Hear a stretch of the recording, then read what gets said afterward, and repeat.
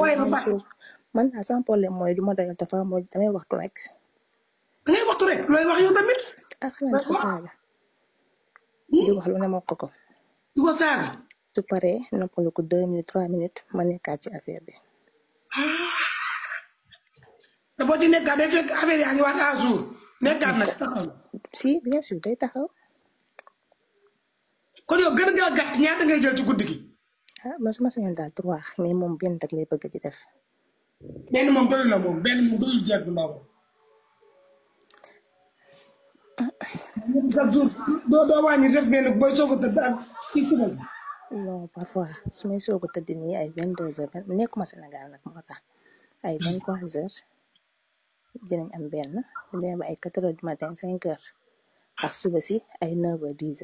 dañuy soog a bëgg naa la nag maa la nampal kay maa leen bëgg a gën waaye la ruus xale bi xam nga heure bi nag.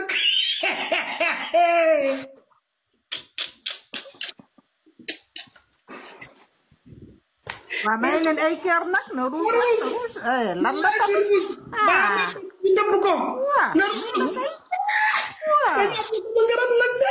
xale bi ko ñu encouragé leen xale bi waay na ruus na kër bi ruus si ngeen bëggee ma continuer da ngeen tappate mu dem si ngeen bëggee ma continuer tuuti wala ma tëj dama ñëw na ko bala sa am de bu neexee ñu doxal de nice waaw nañu tappate moom demuloo sax ba 25 ans mi ne ma ko dara danga bëgg góor rek. nga ni yow waxaat ma heure yi taw bu jigéen waxaat ma heure bi rapporté ko da ngeen tappate live bi tappate leen ko sama karoy boobu yaa ngi commencé di jóg nii bu ngeen bëggee live bi yéeg ñëwaat naa man la man mii ñëwaat naa ak doole écran bi nii yomb na doon leen ko mu yéeg may ma tudd xale bu jigéen bi bul waxagu na live bi yéeg na yéeg door leen ko mu yéeg waaw 760